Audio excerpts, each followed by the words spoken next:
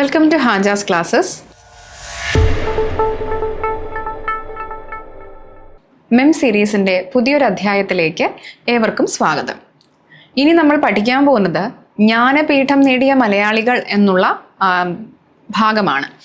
അപ്പോൾ മൊത്തം 6 മലയാളികൾ ജ്ഞാനപീഠം നേടിയിട്ടുണ്ട് എന്ന് നമുക്കറിയാം.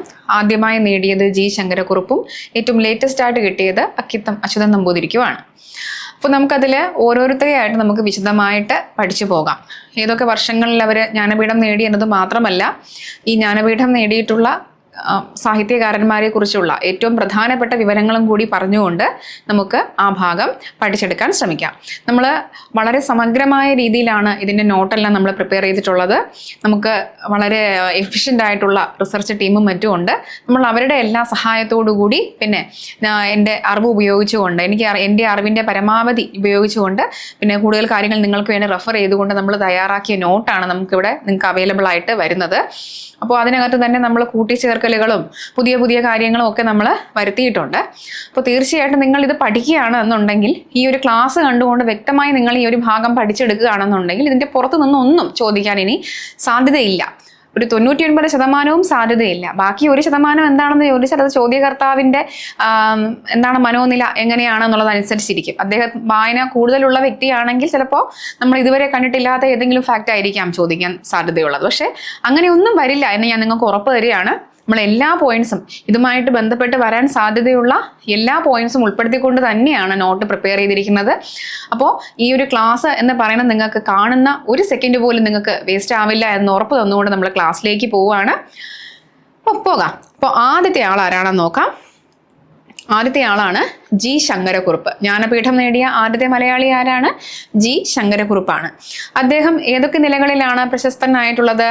കവി, ഉപന്യാസകാരൻ, പിന്നെ സർവകലാശാല അധ്യാപകൻ എന്നീ നിലകളിലെല്ലാം പ്രശസ്തനായ വ്യക്തിയാണ് ജി ശങ്കരക്കുറുപ്പ്.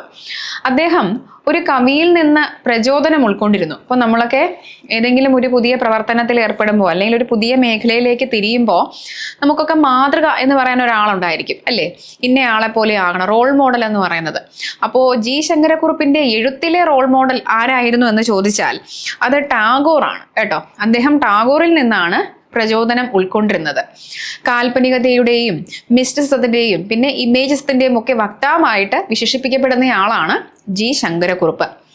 ദാർശനിക കവി എന്നാണ് അദ്ദേഹം അറിയപ്പെട്ടിരുന്നത്. എങ്ങനെയാണ് അറിയപ്പെട്ടിരുന്നത്? ദാർശനിക കവി എന്ന് അറിയപ്പെട്ടിരുന്നു. പിന്നെ എന്താ അറിയപ്പെട്ടിരുന്നത്?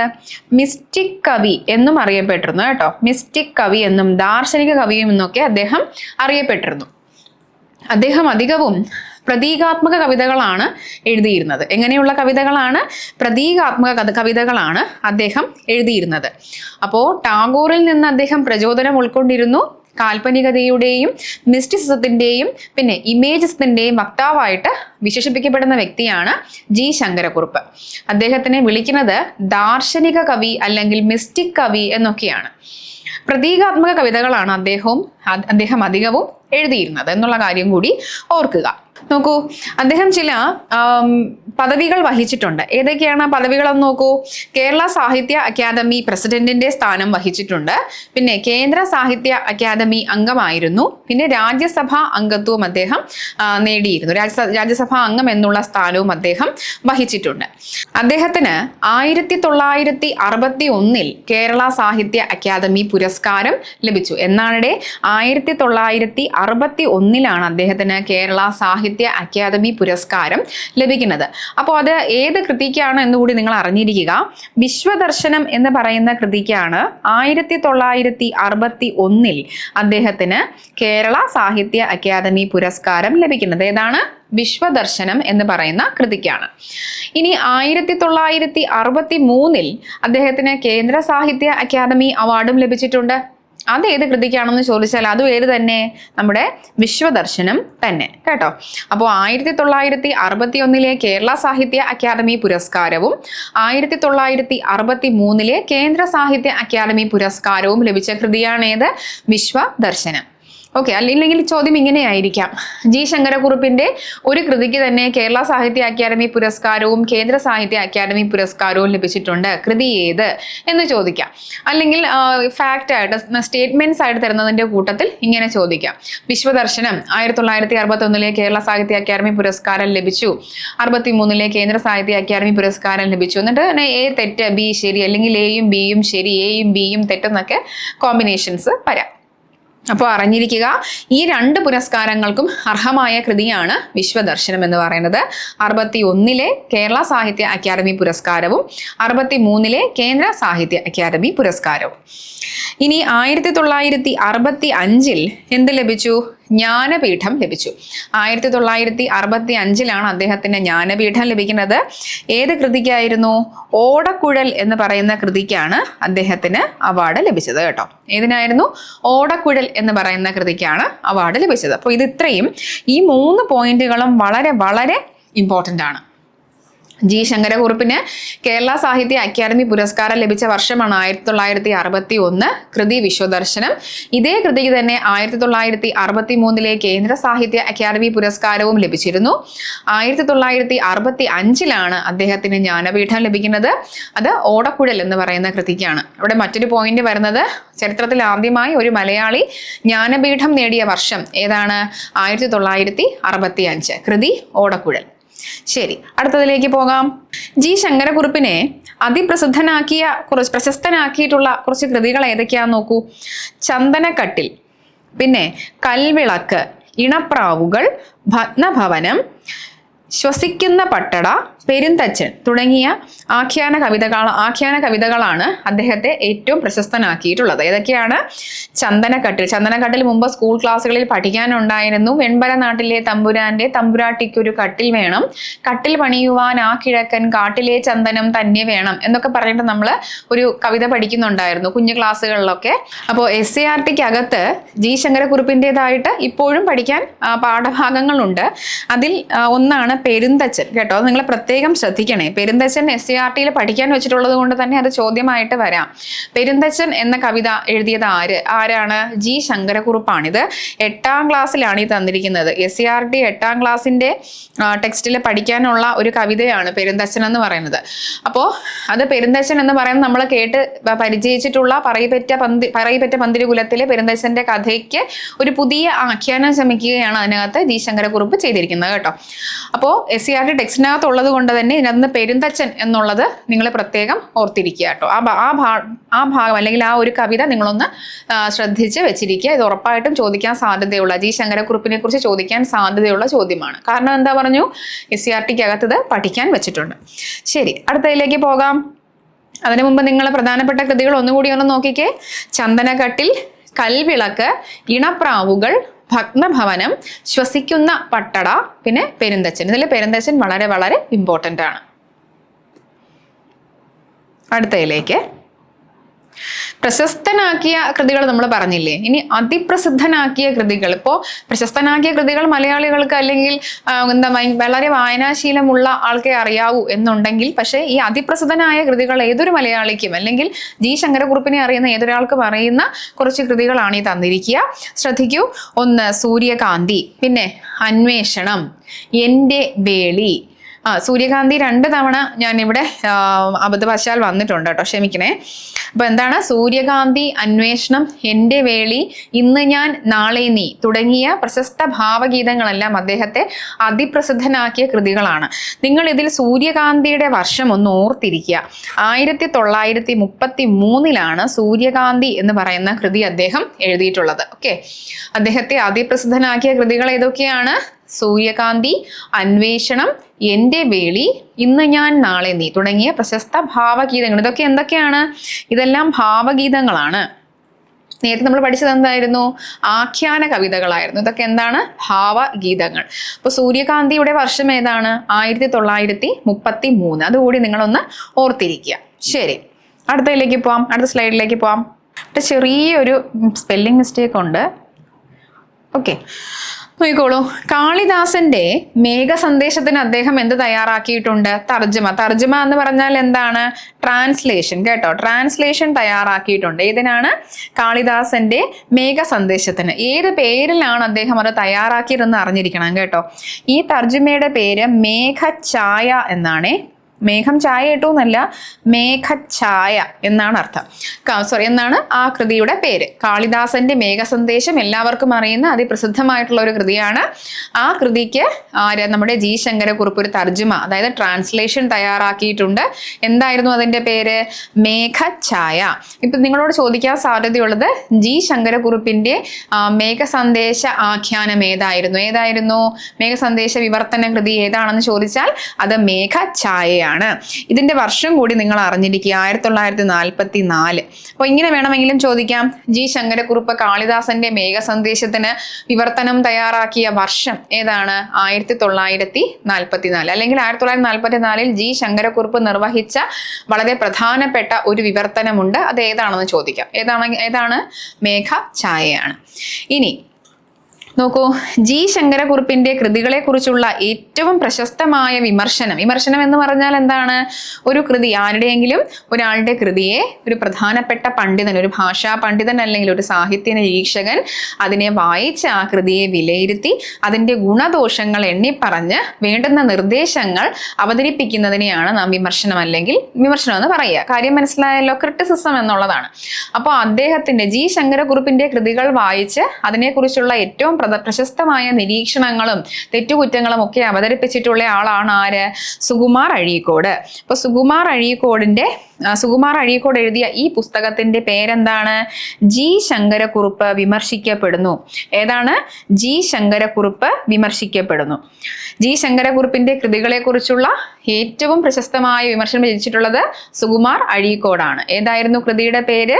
ജി ശങ്കരക്കുറുപ്പ് വിമർശിക്കപ്പെടുന്നു. ശരി, മനസ്സിലായല്ലോ അത്. അപ്പൊ ഇവിടെ നമ്മൾ ഓർത്തിരിക്കേണ്ട രണ്ട് കാര്യങ്ങൾ എന്താ പറഞ്ഞത്? ഒന്ന്, കാളിദാസന്റെ മേഘസന്ദേശത്തിന് 1944 ജി ശങ്കരക്കുറുപ്പ് ഒരു വിവർത്തനം തയ്യാറാക്കിയിരുന്നു. അതിന്റെ പേരെന്തായിരുന്നു? മേഘഛായ. ഇനി ജി ശങ്കരക്കുറുപ്പിന്റെ കൃതികളെ കുറിച്ച് ഏറ്റവും പ്രശസ്തമായ വിമർശനം രചിച്ചിട്ടുള്ള ആളാണ് ആര്? സുകുമാർ അഴീക്കോട്. അദ്ദേഹത്തിന്റെ കൃതിയുടെ പേരെന്തായിരുന്നു? ജി ശങ്കരക്കുറുപ്പ് വിമർശിക്കപ്പെടുന്നു എന്നുള്ളതാണ്. ശരി, അപ്പൊ നമ്മൾ ഒരു പോയിന്റും വിട്ടു പോയിട്ടില്ല എന്ന് ഉറപ്പാക്കിയാണ് അടുത്ത പേജിലേക്ക് പോകുന്നത് കേട്ടോ. ശരി, നോക്കിക്കോളൂ. പ്രധാനപ്പെട്ട ചില കൃതികൾ കൂടി നിങ്ങൾ അറിഞ്ഞിരിക്കുക. നവാതിഥി, നിമിഷം. ഈ നിമിഷം വളരെ വളരെ ഇമ്പോർട്ടൻ്റ് ആണ്. ഒരുപാട് തവണ PSC ചോദിച്ചിട്ടുള്ള, നമ്മുടെ നോർമൽ PSCക്ക് മാത്രമല്ല ടീച്ചിങ് ജോബ്സിനും ഒക്കെ ഏറ്റവും കൂടുതൽ തവണ ചോദിച്ചിട്ടുള്ള ഒരു ക്വസ്റ്റ്യൻ ആണ് ഈ നിമിഷം എന്നുള്ളത് കേട്ടോ. നിമിഷം വളരെ വളരെ പ്രധാനപ്പെട്ടതാണ്. പ്രധാനപ്പെട്ട കൃതിയാണ്. നവാതിഥി കൃതികളാണ് നവാതിഥി, നിമിഷം, വനഗായകൻ, പഥികന്റെ പാട്ട്, വിശ്വദർശനം, മൂന്നരുവിയും ഒരു പുഴയും. ഇതില് പഥികന്റെ പാട്ട്, വിശ്വദർശനം, നിമിഷം എന്നിവ നിങ്ങൾ പ്രത്യേകം ശ്രദ്ധിക്കുക കേട്ടോ. പ്രത്യേകം ശ്രദ്ധിക്കുക. എന്താണ്? പഥികന്റെ പാട്ട്, വിശ്വദർശനം, നിമിഷം എന്നിവ. പഥികന്റെ പാട്ട് മുമ്പ് പഠിക്കാൻ നമ്മൾ സ്കൂൾ ക്ലാസ്സുകളിൽ പഠിക്കാനുണ്ടായിരുന്ന ഒന്നാണ്. നിമിഷം കോളേജ് ക്ലാസ്സുകളിൽ പഠിക്കാനുണ്ടായിരുന്ന ഒന്നാണ്. അപ്പോൾ അതുകൊണ്ട് തന്നെ ഇത് രണ്ടും ചോദിക്കാൻ സാധ്യതയുണ്ട്. അപ്പോൾ നമ്മൾ നേരത്തെ ഒരു കൃതിയുടെ കാര്യം കൂടെ പറഞ്ഞിരുന്നു. ഏതായിരുന്നു? കൃതിയുടെ അല്ല, ഒരു കവിതയുടെ കാര്യം പറഞ്ഞിരുന്നു. പെരുന്തച്ചൻ. അത് SCERT ടെക്സ്റ്റിനകത്തുള്ള കവിതയാണ്.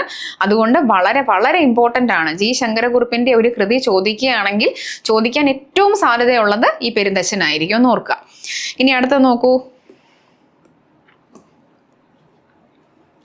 അദ്ദേഹത്തിന്റെ പ്രധാനപ്പെട്ട വിവർത്തനങ്ങൾ എന്ന് പറഞ്ഞാൽ ട്രാൻസ്ലേഷൻ ആണെന്ന് നിങ്ങൾക്കൊക്കെ അറിയാമല്ലോ. പ്രധാനപ്പെട്ട ഒരു വിവർത്തനമാണ് വിലാസലഹരി. വിലാസലഹരി എന്ന് പറയുന്നത് നിങ്ങളൊക്കെ ഒമർ ഖയാമിന്റെ റുബയ്യാത്ത് എന്ന് കേട്ടിട്ടുണ്ടോ? അങ്ങനെ ഒരു കൃതിയുണ്ട്. ലോകപ്രശസ്തമായ ഒമർ ഖയാമിന്റെ, അത് എഴുതി വെച്ചോളൂ കേട്ടോ. ഒമർ ഖയാമിന്റെ റൂബായിയാത്ത് എന്ന് പറയുന്ന കൃതി. അതിന്റെ വിവർത്തനമാണ് വിലാസ ലഹരി എന്ന് പറയുന്നത്. ഇതിന്റെ വർഷം 1931.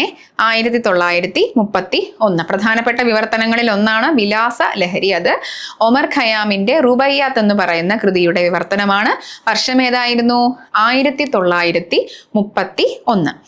ഇനി അടുത്തൊരു നോക്കൂ. മേഘഛായ. ഏതാണ്?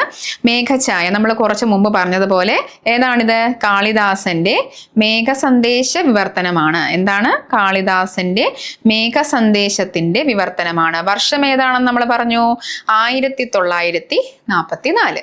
ഓക്കെ, സംശയമൊന്നും ഇല്ലല്ലോ. ശരി, അടുത്തതിലേക്ക് പോവാണേ. നോക്കൂ, പ്രധാനപ്പെട്ട ലേഖന സമാഹാരങ്ങൾ ഏതൊക്കെയാന്ന് നോക്കാം. അദ്ദേഹത്തിന്റെ വളരെ പ്രധാനപ്പെട്ട ലേഖന സമാഹാരങ്ങളാണ് ഗദ്യോപഹാരം, ലേഖനമാല, മുത്തും ചിപ്പിയും, രാക്കുയിലുകൾ, ജിയുടെ നോട്ട്ബുക്ക്, ജിയുടെ ഗദ്യ ലേഖനങ്ങൾ. ഓക്കെ, ഏതൊക്കെയാണ്? ഗദ്യോപഹാരം, മുത്തും ചിപ്പിയും, ലേഖനമാല, രാക്കുയിലുകൾ, ജിയുടെ നോട്ട്ബുക്ക്, ജിയുടെ ഗദ്യ ലേഖനങ്ങൾ. ഇതൊക്കെ ഒന്ന് നോക്കി വെച്ചിരിക്കുക കേട്ടോ. ഇതിനകത്ത് മുത്തും ചിപ്പിയും, പിന്നെ ഞാൻ മാർക്ക് ചെയ്യാം, മുത്തും ചിപ്പിയും, പിന്നെ ജിയുടെ നോട്ട് ബുക്ക്, ലേഖനമാല എന്നിവ വളരെ വളരെ ഇമ്പോർട്ടൻ്റ് ആണ്. മുമ്പ് ചോദിച്ചിട്ടുള്ള ക്വസ്റ്റ്യൻ, വളരെ റയറായിട്ടേ ചോദിച്ചിട്ടുള്ളൂ, എങ്കിലും ചോദിച്ചിട്ടുള്ളവയായതുകൊണ്ട് തന്നെ ഇത് പ്രത്യേകം ശ്രദ്ധിക്കുക. ലേഖനമാല, മുത്തും ചിപ്പിയും, ജിയുടെ നോട്ട് ബുക്ക്. അത് ഏത് വിഭാഗത്തിൽ പെടുന്നതാണെന്ന് ചോദിക്കാം കേട്ടോ. ജിയുടെ നോട്ട് ബുക്ക് എന്ന് കേൾക്കുമ്പോൾ നമുക്കൊരു ആത്മകഥാ സ്വഭാവമുള്ള ഒന്നല്ലേ എന്നുള്ള സംശയം നമുക്കുണ്ടാകും. അപ്പോൾ ജിയുടെ നോട്ട് ബുക്ക് എന്ന് പറയുന്നത് ലേഖന സമാഹാരമാണ് കേട്ടോ. ശരി, ഏത് സാഹിത്യ വിഭാഗത്തിൽ പെടുന്നു എന്ന് ചോദിച്ചൊരു ക്വസ്റ്റ്യൻ വരികയാണെങ്കിൽ അതിനെ ലേഖന വിഭാഗമാണെന്ന് നിങ്ങൾ ഓർത്തിരിക്കുക. അടുത്തതിലേക്ക് പോവാം. ഇനി വളരെ ഇമ്പോർട്ടൻ്റ് ആണ് അദ്ദേഹത്തിന്റെ ആത്മകഥ. അദ്ദേഹത്തിന്റെ ആത്മകഥ ഏതാണ്? ഓർമ്മയുടെ ഓളങ്ങളിൽ. എന്താണ്? ഓർമ്മയുടെ ഓളങ്ങളിൽ. അദ്ദേഹത്തിന്റെ ആത്മകഥ ഏതായിരുന്നു? ഓർമ്മയുടെ ഓളങ്ങളിൽ. ഓർമ്മയുടെ തീരങ്ങളുള്ള ഒരാളുണ്ടല്ലോ, ആരാണെന്ന് ഓർക്കാൻ പറ്റുമോ? ഓർക്കുന്നവരൊന്ന് കമന്റ് ചെയ്തേക്കുന്നേ. ഞാൻ ഉത്തരം പറയുന്നില്ല. ഓർമ്മയുടെ നമ്മൾ പഠിക്കും, നമ്മൾ അടുത്ത ഭാഗങ്ങളിലേക്ക് പോകുമ്പോൾ അദ്ദേഹത്തെ കുറിച്ച് പഠിക്കുന്നുണ്ട്, അതാണ് ക്ലൂ. ശരി, അപ്പോൾ എന്തായാലും ഓർമ്മയുടെ ഓളങ്ങളിൽ എന്നുള്ള ആത്മകഥ ആരുടേതാണ്? അത് നമ്മുടെ ജി ശങ്കരക്കുറുപ്പിൻ്റെതാണ്. ഇനി അദ്ദേഹം രചിച്ചിട്ടുള്ള 2-3 ബാലകവിതകളുണ്ട്. അത് തീർച്ചയായും അറിഞ്ഞിരിക്കണം. കാര്യം ചോദിക്കാൻ സാധ്യതയുണ്ട്, നിങ്ങളെ വഴിതെറ്റിക്കാൻ കഴിയുന്ന ഒരു ചോദ്യമാണ് ബാലകവിതകൾ. നമുക്ക് പറയാം, ഉള്ളൂർ എസ് പരമേശ്വരയ്യർ കാക്കയെ കാക്കയെ കൂടെ എവിടെ രചിച്ചിട്ടുണ്ട് എന്നുള്ളത് വളരെ നമുക്ക് അറിയുന്ന, വളരെ കോമൺ ആയിട്ട് അറിയുന്ന ഒരു ഫാക്റ്റാണ്. പക്ഷേ ജി ശങ്കരക്കുറുപ്പിനെ പോലുള്ള പൊതുവെ ഭയങ്കര ഗൗരവതരമായ കവിതകളൊക്കെ എഴുതുന്ന ഒരു വ്യക്തിയിൽ നിന്ന് നമ്മൾ ബാലകവിതകൾ അധികം പ്രതീക്ഷിക്കില്ല.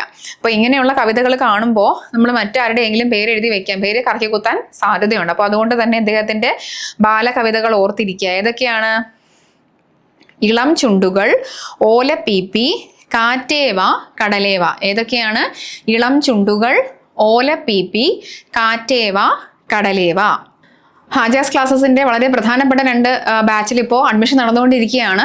വളരെ പരിമിതമായിട്ടുള്ള സീറ്റുകൾ മാത്രമേ ഇനി ബാക്കിയുള്ളൂ. അപ്പോൾ നമ്മൾ വളരെ പ്രധാനപ്പെട്ട 2 പരീക്ഷകളെ അഭിമുഖീകരിക്കാൻ പോവുകയാണ്. സെക്രട്ടറി അസിസ്റ്റന്റും അതുപോലെ തന്നെ അസിസ്റ്റന്റ് സെയിൽസ്മാനും. അപ്പോൾ വേറെയുള്ള ക്ലാസ്സുകൾ എടുക്കാൻ, നിങ്ങൾക്കിപ്പോൾ ക്ലാസ്സുകൾ എടുക്കാൻ വളരെ സാമ്പത്തിക ബുദ്ധിമുട്ടും മറ്റുള്ള ആൾക്കാരുണ്ടായിരിക്കുമല്ലേ. നമുക്കൊന്നും 10,000-10,000 രൂപ മുടക്കിയോ അല്ലെങ്കിൽ 10,000-20,000 രൂപയൊക്കെ മുടക്കി പല ആപ്പുകളും വാഗ്ദാനം ചെയ്യുന്ന, അല്ലെങ്കിൽ ഓഫ്ലൈൻ ക്ലാസ്സുകൾ വാഗ്ദാനം ചെയ്യുന്ന ക്ലാസ്സുകളിൽ പോയി ഇരിക്കാനോ അല്ലെങ്കിൽ പഠിക്കാനോ ഒക്കെ വരുമാനമുള്ളവരായിരിക്കണമെന്നില്ല. അപ്പോൾ അവരെ എല്ലാം പരിഗണിച്ചുകൊണ്ട് നമ്മൾ വളരെ അഫോർഡബിൾ ആയിട്ടുള്ള റേറ്റിൽ തന്നെ ഹാജാസ് PSC നിങ്ങൾക്ക്, ഹാജാസ് ക്ലാസ്സസ് നിങ്ങൾക്ക് 2 കോഴ്സുകൾ നിങ്ങൾക്ക് ഓഫർ ചെയ്യുന്നുണ്ട്. അതിൽ പ്രധാനപ്പെട്ടതാണ് സെക്രട്ടറി അസിസ്റ്റന്റിന്റെ ക്ലാസ്. അതിന്റെ കോഴ്സ് ഫീ എന്ന് പറയുന്നത് 5,999 രൂപ മാത്രമാണ്. അപ്പോൾ നമ്മൾ ഈ നേരത്തെ പറഞ്ഞ വിദ്യാർത്ഥികളുടെ സാമ്പത്തിക പരാധീനതകളും ബുദ്ധിമുട്ടുകളും ഒക്കെ പരിഗണിച്ചുകൊണ്ട് നമ്മളൊരു ഓഫർ ഫീ, ഒരു ലിമിറ്റഡ് പീരീഡ് ഓഫർ ഫീ നമ്മൾ ഇട്ടിട്ടുണ്ട്. 5,999 നിങ്ങൾക്ക് ഇപ്പോൾ ഈ ക്ലാസ് നിങ്ങൾക്ക് സബ്സ്ക്രൈബ് ചെയ്യാൻ സാധിക്കുന്നതാണ്, നിങ്ങൾക്ക് പർച്ചേസ് ചെയ്യാൻ സാധിക്കുന്നതാണ്.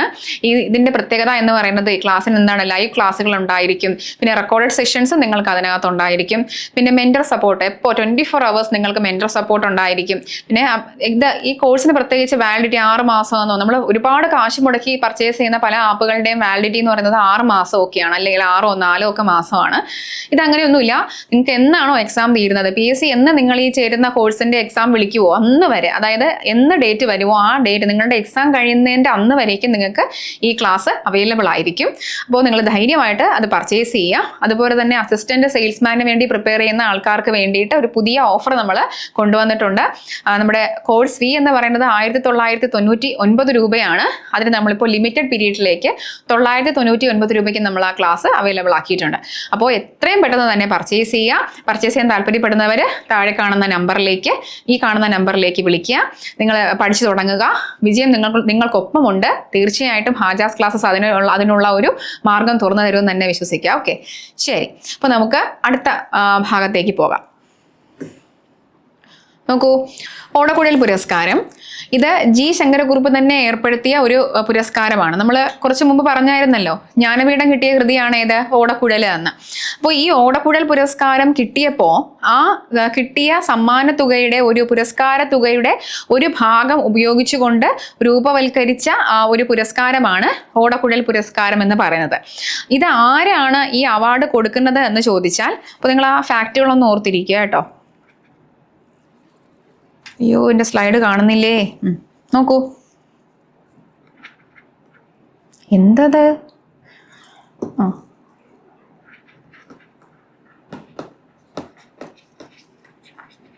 ജ്ഞാനപീഠ പുരസ്കാര തുകയുടെ ഒരു ഭാഗം ഉപയോഗിച്ചുകൊണ്ടാണ് എന്ത് ചെയ്തത്, ഈ അവാർഡ് ആരംഭിച്ചത്. ഇനി ഇത് ആരാ കൊടുക്കുന്നതെന്ന് വെച്ചാൽ, ഇത് ഉപയോഗിച്ചിട്ട് അദ്ദേഹം ഒരു ട്രസ്റ്റ് രൂപവൽക്കരിച്ചിട്ടുണ്ട്.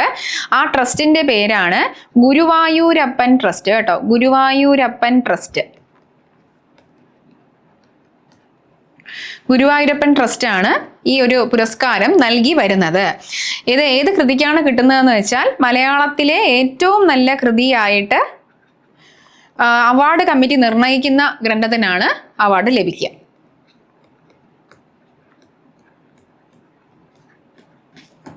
ശരി, അപ്പൊ 2-3 കാര്യങ്ങൾ ഓർക്കുക. ജ്ഞാനപീഠ പുരസ്കാര തുകയുടെ ഒരു ഭാഗം ഉപയോഗിച്ചുകൊണ്ട് അദ്ദേഹം ഒരു ട്രസ്റ്റ് രൂപവൽക്കരിച്ചിരുന്നു. ഗുരുവായൂരപ്പൻ ട്രസ്റ്റ് എന്നാണ് അതിന്റെ പേര്. ഈ ട്രസ്റ്റാണ് അവാർഡ് നൽകി വരുന്നത്. മലയാളത്തിലെ ഏറ്റവും നല്ല കൃതിയായിട്ട് അവാർഡ് കമ്മിറ്റി നിർണയിക്കുന്ന കൃതി ഏതാണോ ആ കൃതിക്കാണ് പുരസ്കാരം കൊടുക്കുക. പുരസ്കാരത്തിന്റെ എന്താണ് പുരസ്കാരത്തിന്റെ തുക അല്ലെങ്കിൽ പ്രതിഭ എന്താണ് കിട്ടുക എന്ന് നോക്കിയാൽ 30,000 രൂപയും പ്രശസ്തി പത്രവും ഫലകവും അടങ്ങുന്നതാണ് ഈ പുരസ്കാരം കേട്ടോ. ഗ്രന്ഥകർത്താവിനാണ്, ഇപ്പൊ ഏറ്റവും നല്ല കൃതിയുടെ ഗ്രന്ഥകർത്താവിനാണ് ഈ പുരസ്കാരം ലഭിക്കുക. ശരി, ഇനി ഇത് എപ്പോഴാണ് ആദ്യമായിട്ട് നൽകിയതെന്ന് ചോദിച്ചാൽ 1968 ഈ പുരസ്കാരം ആദ്യമായിട്ട് നൽകപ്പെട്ടത്. ആർക്കാ കിട്ടിയതെന്ന് ചോദിച്ചു കഴിഞ്ഞാൽ, ബാലകവി രാമന്റെ നാരായണീയത്തിനാണ് ആദ്യമായിട്ടത് കിട്ടിയിരിക്കുക കേട്ടോ. ബാലകവി രാമന്റെ നാരായണീയത്തിനാണ് ആദ്യമായിട്ട് ഓടക്കുഴൽ പുരസ്കാരം ലഭിച്ചത്. അത് കഴിഞ്ഞിട്ട് കിട്ടിയ ആളാണ് വെണ്ണിക്കുളം ഗോപാലക്കുറുപ്പ്. ആരാണ്? വെണ്ണിക്കുളം ഗോപാലക്കുറുപ്പ്.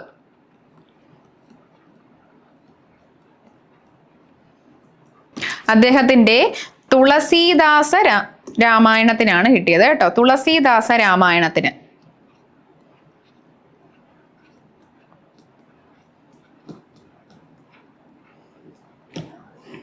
തുളസീദാസ രാമായണം അതൊരു വിവർത്തന കൃതിയാണേ. വിവർത്തനത്തിനാണ് കിട്ടിയത്.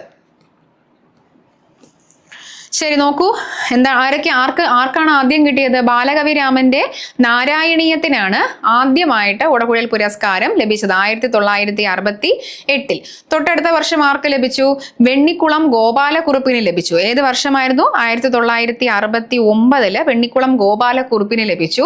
ഏത് കൃതിക്കാണ്? തുളസീദാസ രാമായണത്തിന്റെ വിവർത്തനത്തിനാണ് ഓടക്കുഴൽ പുരസ്കാരം അദ്ദേഹത്തിന് ലഭിച്ചത്. ഇനി 2-3 കാര്യങ്ങൾ കൂടി അറിഞ്ഞിരിക്കുക.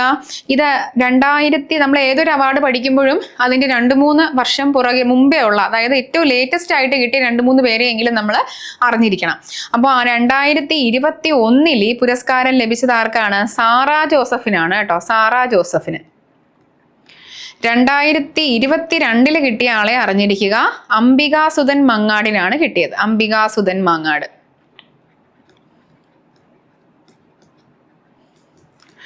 ഏതായിരുന്നു കൃതി? അംബികാസുധൻ മങ്ങാടിന്റെ പ്രാണവായു. അംബികാസുധൻ മങ്ങാട് എങ്ങനെയാണ് പ്രശസ്തനായിട്ടുള്ളതെന്ന് നമുക്കറിയാലോ. ഏതാണ് അദ്ദേഹത്തിനെ പ്രശസ്തനാക്കിയ കൃതി? എൻമകജ് അല്ലേ? എൻമകജ്. പ്രാണവായു. 2023 ആർക്കാ കിട്ടിയത്? PN ഗോപികൃഷ്ണനാണ് കേട്ടോ. PN ഗോപികൃഷ്ണനാണ് കിട്ടിയത്. അത് ഏതായിരുന്നു കവിത? ഏതായിരുന്നു കൃതി? കവിത മാംസഭോജിയാണ്. കവിത മാംസഭോജിയാണ് എന്ന കൃതിക്കാണ് ലഭിച്ചിട്ടുള്ളത്. സാറാ ജോസഫിന്റെ കാര്യം എഴുതിയില്ലല്ലേ. ബുധിനി എന്ന് പറയുന്ന കൃതിക്കാണ് സാറാ ജോസഫിന് ലഭിച്ചത്. ഇനി 2024 കിട്ടിയ ആളെ കിട്ടിയെന്ന് പറയാൻ കഴിയില്ല, ആൾക്ക് ഇതുവരെ അവാർഡ് ചെയ്തിട്ടില്ല, പ്രഖ്യാപിച്ചിട്ടുണ്ട്. അപ്പൊ 2024 ഈ പുരസ്കാരത്തിന് അർഹനായ വ്യക്തിയാണ്. ഇനി 2024 ആരാണ് ഈ കൃതിക്ക് അർഹനായത് എന്ന് നോക്കിയാൽ അരവിന്ദാക്ഷനാണേ. അരവിന്ദാക്ഷനാണ് കിട്ടിയത്. കൃതിയുടെ പേര്, കൃതി എന്ന് പറയുന്നത് ഗോപ എന്ന് പറയുന്ന ഒരു നോവലാണ്. ഗോപ എന്ന് പറയുന്ന നോവലിലാണ് കിട്ടിയിരിക്കുക. അപ്പോൾ ഒന്നുകൂടെ ഇത്രയും ഫാക്ട്സ് നോക്കാം. ഒരുപാട് കാര്യങ്ങളുണ്ട്. ഞാൻ നിങ്ങളോട് പറഞ്ഞതുപോലെ തന്നെ നമ്മൾ ഒന്നും മിസ്സായി പോവാതിരിക്കാൻ വേണ്ടി നമ്മുടെ കഴിവിൻ്റെ പരമാവധി നമുക്ക് അറിവിനും വായനയ്ക്കും ഒക്കെ ഒരു പരിമിതി ഉണ്ടല്ലോ, ആ പരിമിതിയുടെ അങ്ങേയറ്റം ഉപയോഗിച്ചുകൊണ്ട് തന്നെ നമ്മൾ കണ്ടെത്തിയിട്ടുള്ള ഫാക്ട്സ് ആണ് ഈ പറയുന്നത് കേട്ടോ. ശ്രദ്ധിച്ചിരിക്കുക, ഇതിലൊന്നുപോലും വിട്ടു പോകരുത്. ഇതിലൊന്നുപോലും വിട്ടു പോകാതെ നിങ്ങൾ പഠിക്കുകയാണെങ്കിൽ പിന്നെ ഈ ഭാഗം അത്രയും, നമ്മൾ ഈ പഠിക്കുന്ന പോർഷൻ അത്രയും നിങ്ങൾ കംപ്ലീറ്റ് ആയിട്ടും പഠിച്ചു കഴിഞ്ഞു എന്നാണ്. ഇതിൽ നിന്ന് എവിടെ നിന്ന് ചോദ്യം ചോദിച്ചാൽ നിങ്ങൾക്ക് തീർച്ചയായിട്ടും എഴുതാൻ സാധിക്കും, ഉറപ്പാണ്. ഇതിനപ്പുറം ഇനി ചോദ്യങ്ങൾ വരണമെന്നുണ്ടെങ്കിൽ ഞാൻ നേരത്തെ പറഞ്ഞതുപോലെ ചോദ്യകർത്താവ് എവിടെ നിന്നെങ്കിലും ഒക്കെ എന്താണ് അന്തരീക്ഷത്തിൽ നിന്ന് ഇങ്ങനെ സൃഷ്ടിച്ചു കൊണ്ടുവരുന്ന ചോദ്യങ്ങളായിരിക്കണം. ഓക്കെ, അതല്ലാത്ത പക്ഷം നിങ്ങൾക്ക് ഇത് പഠിച്ചാൽ മതി, ഉറപ്പായിട്ട് നിങ്ങൾക്ക് ഇതിനകത്ത് നിന്ന് ഏത് ക്വസ്റ്റ്യൻ ചോദിച്ചാലും എഴുതാൻ പറ്റും. അതുകൊണ്ട് ശ്രദ്ധിച്ചിരിക്കുക കേട്ടോ. ഓടക്കുഴൽ പുരസ്കാരം ആരാ ഏർപ്പെടുത്തിയത്? ജി ശങ്കരകുറുപ്പാണ് ഏർപ്പെടുത്തിയത്. അദ്ദേഹത്തിന് കിട്ടിയ ജ്ഞാനപീഠ പുരസ്കാര തുകയുടെ ഒരു ഭാഗം ഉപയോഗിച്ചുകൊണ്ട് അദ്ദേഹം എന്ത് ചെയ്തു? ഗുരുവായൂരപ്പൻ ട്രസ്റ്റ് എന്ന് പറയുന്ന ഒരു ട്രസ്റ്റ് രൂപീകരിച്ചു. ഈ ട്രസ്റ്റ് ആണ് ഇപ്പോൾ നിലവിൽ ഓടക്കുഴൽ പുരസ്കാരം നൽകി വരുന്നത്. ഓക്കെ, അത് ക്ലിയർ ആണല്ലോ. മലയാളത്തിലെ ഏറ്റവും നല്ല കൃതിയായിട്ട് ഈ ട്രസ്റ്റ് നിയോഗിക്കുന്ന അവാർഡ് കമ്മിറ്റി ഒരു കൃതിയെ തിരഞ്ഞെടുക്കും. ആ കൃതിക്കാണ് എന്ത് കിട്ടുക? ഓടക്കുഴൽ പുരസ്കാരം ലഭിക്കുക. എന്താണ് പുരസ്കാരമായിട്ട് ലഭിക്കുന്നത്? 30,000 രൂപയും പ്രശസ്തി പത്രവും ഫലകവും അടങ്ങുന്നതാണ് പുരസ്കാരം. ഇത്രയും ക്ലിയർ ആണല്ലോ. ഇനി ഈ പുരസ്കാരം ആദ്യമായിട്ട് ആർക്കാ കിട്ടിയത്? 1968 ഈ പുരസ്കാരം ആദ്യമായിട്ട് സമ്മാനിക്കുന്നത്. കിട്ടിയ വ്യക്തിയുടെ പേര് ബാലകവി രാമൻ എന്നാണ്. അദ്ദേഹത്തിന്റെ നാരായണീയം എന്ന് പറയുന്ന കൃതിക്കാണ് അവാർഡ് കിട്ടിയിരിക്കുക. തൊട്ടടുത്ത വർഷം തന്നെ 1969 വെണ്ണിക്കുളം ഗോപാലകുറുപ്പിന് ഈ അവാർഡ് കിട്ടുകയുണ്ടായി. എന്തിനാണ് കിട്ടിയത്? തുളസീദാസ രാമായണത്തിന്റെ മലയാള വിവർത്തനം തയ്യാറാക്കിയതിനാണ് അദ്ദേഹത്തിന് ഈ അവാർഡ് കിട്ടിയത്. ഏതാണ്? തുളസീദാസ രാമായണത്തിന്റെ മലയാള വിവർത്തനം തയ്യാറാക്കിയതിനാണ് അദ്ദേഹത്തിന് ഈ അവാർഡ് ലഭിച്ചത്. അപ്പോൾ ഇനി നമ്മൾ ഏറ്റവും ലേറ്റസ്റ്റ് ആയിട്ട് വന്ന 2-3 പേരെ കൂടെ നമ്മൾ അറിഞ്ഞിരിക്കണം എന്ന് പറഞ്ഞു. ഓർഡറിൽ പറയുകയാണ്, കേൾക്കുക. 2021 സാറാ ജോസഫ്. കൃതി ഏതായിരുന്നു? ബുധിനി. 2021 സാറാ ജോസഫ്, ബുധിനി. 2022 അംബികാസുധൻ മാങ്ങാട്. കൃതി ഏതായിരുന്നു? പ്രാണവായു. കൃതി ഏതാണ്? പ്രാണവായു. അംബികാസുധൻ മാങ്ങാടിന്റെ ഏറ്റവും പ്രധാനപ്പെട്ട ഒരു കൃതി എന്ന് പറയുന്നത് ഏതാണ്? എൻ മഗജ എന്ന് പറഞ്ഞു. അപ്പൊ അദ്ദേഹവുമായി ബന്ധപ്പെട്ട ഒരു ഫാക്റ്റും കൂടെ ഞാൻ പറയാം. നിലവിൽ 8ാം ക്ലാസ് SCERT-ക്കകത്ത് അംബികാസുധൻ മാങ്ങാടിൻ്റെതായിട്ടൊരു ചെറുകഥ പഠിക്കാനുണ്ട്. അപ്പോൾ തീർച്ചയായിട്ടും അത് വരാൻ സാധ്യതയുണ്ട്, ചോദ്യമായിട്ട് വരാൻ സാധ്യതയുണ്ട്. അതിൻ്റെ പേര് 2 മത്സ്യങ്ങൾ എന്നാണ് കേട്ടോ. ഈ പ്രാണവായു എന്നൊക്കെ പറയുന്ന പോലെ തന്നെയുള്ള സംഗതിയാണ് അതിനകത്തുള്ള പ്രമേയം. 2 മത്സ്യങ്ങൾ ചെറുകഥയാണ്. ആരാ എഴുതിയിരിക്കുക? അംബികാസുധൻ മാങ്ങാടാണ് എഴുതിയിരിക്കുക. അംബികാസുധൻ മാങ്ങാടിന്റെ ചെറുകഥയാണ് കേട്ടോ. അപ്പോൾ 2021 സാറാ ജോസഫ്, ബുധിനി എന്ന് പറയുന്ന കൃതി. ഓക്കെ, 2022 ഇനി ഈ സാറാ ജോസഫിന്റെ ബുധിനി എന്ന് പറയുന്നത് മാതൃഭൂമി ആഴ്ചപ്പതിപ്പിൽ ഖണ്ഡശ പ്രസിദ്ധീകരിച്ചുകൊണ്ടിരുന്ന, അതായത് അധ്യായങ്ങളായിട്ട് പ്രസിദ്ധീകരിച്ചുകൊണ്ടിരുന്ന ഒരു നോവലായിരുന്നു എന്നുള്ള കാര്യം കൂടെ നിങ്ങളൊന്ന് ഓർത്തിരിക്കുക. അപ്പോൾ 2022 അംബികാസുധൻ മാങ്ങാടിന്റെ ഏത് കൃതിക്ക് കിട്ടി? പ്രാണവായുവിന് കിട്ടി. അദ്ദേഹത്തിന്റെ ഏറ്റവും പ്രശസ്തമായ കൃതി ഏതാണെന്ന് പറഞ്ഞു? എൻ മഗജയാണെന്ന് പറഞ്ഞു. അതിനകത്ത് നമ്മൾ അംബികാസുധൻ മാങ്ങാടിനെ കുറിച്ച് അറിഞ്ഞിരിക്കേണ്ടുന്ന പ്രധാനപ്പെട്ട ഒരു ഫാക്റ്റ് ആണ് 2 മത്സ്യങ്ങൾ എന്ന് പറയുന്ന ചെറുകഥ അദ്ദേഹം എഴുതിയതാണ്. എന്തുകൊണ്ട് ഇത് എടുത്തു പറഞ്ഞു? 8ാം ക്ലാസ്സിന്റെ മലയാളം പുസ്തകത്തിനകത്ത് 2 മത്സ്യങ്ങൾ പഠിക്കാനുണ്ട്. അതുകൊണ്ട് നമ്മൾ അറിഞ്ഞിരിക്കണം അത്. ഇനി അടുത്ത് നോക്കൂ. 2023 ആർക്കാ കിട്ടിയത്? PN ഗോപികൃഷ്ണനാണ് കിട്ടിയിരിക്കുക. ഏതായിരുന്നു? കവിത മാംസഭോജിയാണ് എന്ന കൃതിക്കാണ് കിട്ടിയത്. 2023 PN ഗോപികൃഷ്ണൻ. കൃതി ഏതാണ്? കവിത മാംസഭോജിയാണ്. 2024 പുരസ്കാര ജേതാവ് അരവിന്ദാക്ഷനാണ്. അതൊരു നോവലായിരുന്നു. നോവലിന്റെ പേര് ഗോപ. ക്ലിയർ ആണല്ലോ? ഇനി ഇത് ഞാൻ വീണ്ടും ഒന്നുകൂടെ പറയേണ്ട ആവശ്യമില്ല എന്ന് വിശ്വസിക്കുന്നു. പക്ഷെ നിങ്ങൾ വീണ്ടും വീണ്ടും ഇതിട്ട് കേൾക്കുക. എന്നാൽ മാത്രമേ ഇത്രയും കാര്യങ്ങൾ, ഇതൊരു കുഴഞ്ഞു മറിഞ്ഞു കിടക്കുന്ന ഒരു സംഗതി ആയതുകൊണ്ട് ഒന്നുകൂടെ ഒന്ന് കേട്ടാലേ നിങ്ങൾക്കത് വ്യക്തമാവും. അപ്പോൾ വീണ്ടും വീണ്ടും കേൾക്കുക കേട്ടോ. ശരി.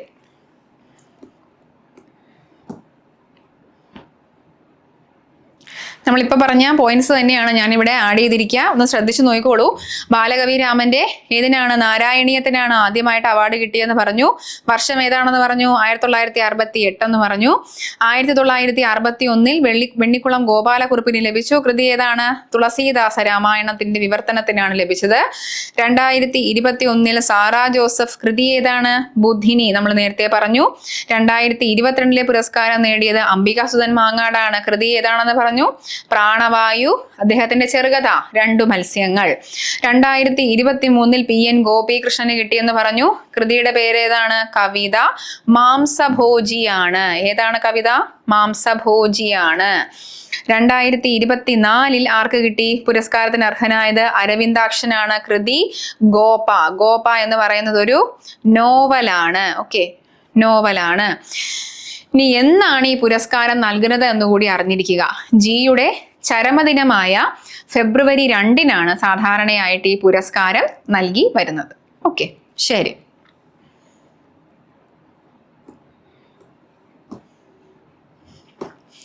ഈ ജിയെ കുറിച്ചുള്ള അധികമായിട്ട് അറിഞ്ഞിരിക്കേണ്ട കുറച്ച് ഫാക്ട്സ് കൂടി പറയാം.